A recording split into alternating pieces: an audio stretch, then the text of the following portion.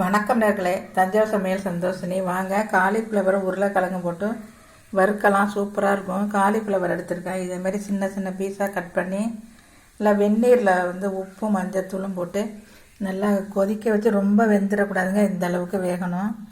இந்த அளவுக்கு எடுத்து வச்சுருக்கேன் பாருங்கள். இதுக்கு இஞ்சி கொஞ்சோண்டு, பூண்டு, தேங்காய், கொஞ்சம் சோம்பு சேர்த்து நம்ம இதை அரைச்சிட்டு வந்துடலாம். அப்போ உருளைக்கிழங்கு வேக வச்சு 2 உருளைக்கிழங்கு அரிஞ்சு வச்சுருக்கேங்க. தக்காளி 2, வெங்காயம் ஒரு 10-15 பேர், சின்ன வெங்காயம் 2 பெரிய வெங்காயம் பொடிசாக அரிஞ்சு வச்சுருக்கேன். மிளகாத்தூள், மஞ்சத்தூள், உப்பு, கரம் மசாலா கொஞ்சம் போட்டுக்கலாம். வாங்க அடுப்பு ஆன் பண்ணி கடாய் போட்டிருக்கேன். இப்போ நம்ம ஆயில் ஊற்றிக்கலாம். ஆயில் ஊற்றிடலாங்க. சோம்பு போட்டுடலாங்க. வெடிக்குது பாருங்கள். வெங்காயம் போட்டுடலாம்.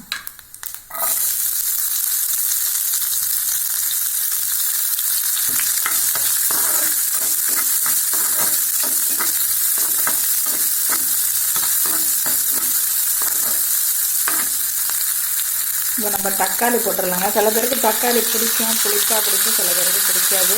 நான் 2 போட்டிருக்கேன், நீங்கள் 1 கூட போட்டுக்கோங்க. ஆனால் தக்காளி போட்டால் டேஸ்டியாக இருக்கும். இப்போ நம்ம உப்பு போட்டுறோம். அதுக்கு தேவையான உப்பு போட்டால் தக்காளி நல்லா வதங்க. உப்பு போட்டாச்சு.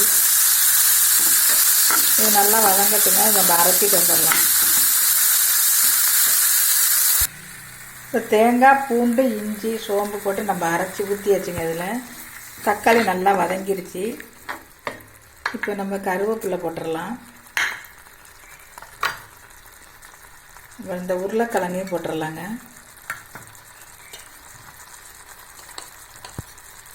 மிளகாத்தூள் போட்டுடலாம். நீங்கள் உங்கள் காரத்துக்கு தகுந்த மாதிரி போட்டுக்கோங்க. மஞ்சத்தூள் போட்டுடலாம். நம்ம இப்போ எல்லாம் அதில் போட்டாச்சுங்க.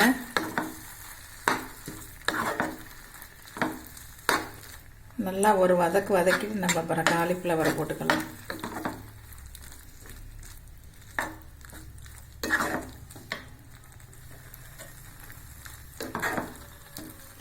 கரம் மசாலா பவுடர் போடலாங்க. இந்த வாரம் போடுறோம். கரம் மசாலா பவுடர் போடணுங்க. போட்டால் வாசமாக இருக்குங்க. போட்டாச்சு. நம்ம இப்போ காலிஃப்ளவரை போட்டுடலாம்.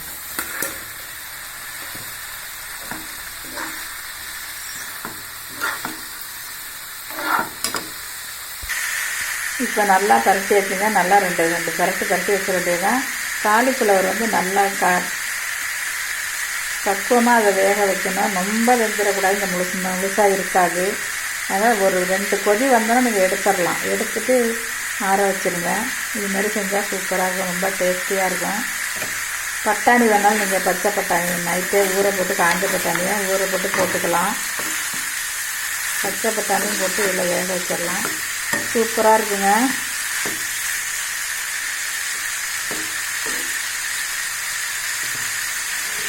இப்போ காலிஃப்ளவர் வறுவல், உருளைக்கிழங்கு காலிஃப்ளவர் வறுவல் ரெடி ஆயிடுச்சுங்க. நீங்களும் இதேமாரி செஞ்சு பாருங்கள். இந்த வீடியோ பிடிச்சிருந்தால் லைக் பண்ணுங்கள், ஷேர் பண்ணுங்கள், சப்ஸ்கிரைப் பண்ணுங்கள். வாழ்க வளமுடன்.